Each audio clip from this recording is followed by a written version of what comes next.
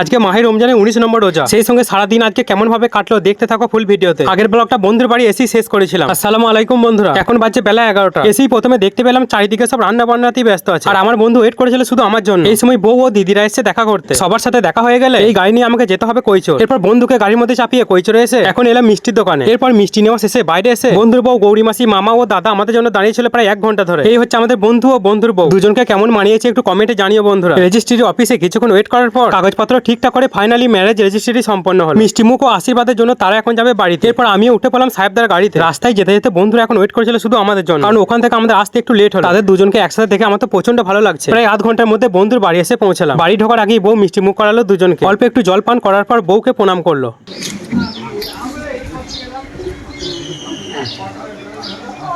এরপর বাড়ির মধ্যে প্রবেশ করি প্রথমে মাসি, পিসি ও গৌরী মাসি মিষ্টি মুখ করালো। আর এর মধ্যে যা কিছু নিয়ম ছিল সেটা আমি দাঁড়িয়ে দাঁড়িয়ে দেখছিলাম। আর তার মধ্যে ফটো ভিডিও শুট তো চলছে। এখন বাজে দুপুর 1:30। বাড়ির মধ্যে প্রবেশ করে সবার কাছে আশীর্বাদ নিয়ে এখন দুজনের হাতে যে ফটোটি দেখতে পাচ্ছ, তার জন্যই আমার 8 বছরের স্মৃতি এখানে জড়িয়ে আছে। টাইম মতো সবাইকে খাওয়া দাওয়া করালে আমি রোজা আছি, তার জন্য বন্ধু রুমে কিছুক্ষণ শুয়ে থেকে আমাকে আবার 4:05 ট্রেনে বাড়ি ফিরতে হবে। মা না থাকার কারণে আমি তো 2 বছর এখানে আসাই হয়নি। এখানে এসে আবার বাড়ি যেতেও মন যাচ্ছে না। আগে যখন মা থাকতো কত বেড়াতাম এখানে, আমার সমস্ত পুরনো কথা মনে পড়ে যাচ্ছে বাড়ি ফেরার সময়। এরপর আমরা যারা ট্রেনে বাড়ি যাবো সবাই রেডি হয়ে মনের মধ্যে দুঃখ নিয়ে বন্ধুর বাড়ি থেকে বেরোলাম। এরপর টোটো করে 10 মিনিট জার্নি করার পর অবশেষে আমরা এখন স্টেশনে পৌঁছে গেছি। আমাদের টোটোর ভাড়া দিল ফাল্গুনি, মানে বন্ধুর বউ। আর বর্ধমান যাওয়ার ট্রেনের টিকিট কেটে দিল মামা। আমরা সবাই এরকম ভাবে 1 নম্বর প্ল্যাটফর্ম পেরিয়ে চলে এলাম 2 নম্বর প্ল্যাটফর্মে, কারণ কাটোয়া থেকে বর্ধমান যাওয়ার ট্রেন 2 নম্বরই দিয়েছে। কিছুক্ষণ ওয়েট করে টাইম মতো ট্রেন এলো। এরপর ট্রেনের মধ্যে উঠে আমরা সবাই একসাথেই বসলাম। এই দেখো তোমরা তো দেখতেই পাচ্ছ। 50 মিনিট জার্নি করার পর আমরা আমাদের গন্তব্য স্টেশনে নামলাম। এই সময় সাইন ভাইও ছিল স্টেশনে। ভাইয়ের গাড়িতে উঠে সঙ্গে করে যাচ্ছি বাড়ি। পুরো 5টার মধ্যে বাড়ি ঢুকে গেলাম। আমি তো রোজা ছিলাম। ব্যাগের মধ্যে দেখি পিসি সব রকমের ফল ও মিষ্টি দিয়েছে আমাকে। সব ফল কাটার পর এরপর ফিরে এসে উঁচু করে বসলাম ইফতারের জায়গায়। আজকে ইফতারের টাইম ছিল 5:51। ইফতার হয়ে গেলে মসজিদে এসে মাগরিবের নামাজ পড়ে মিনি ব্লগ শেষ করলাম।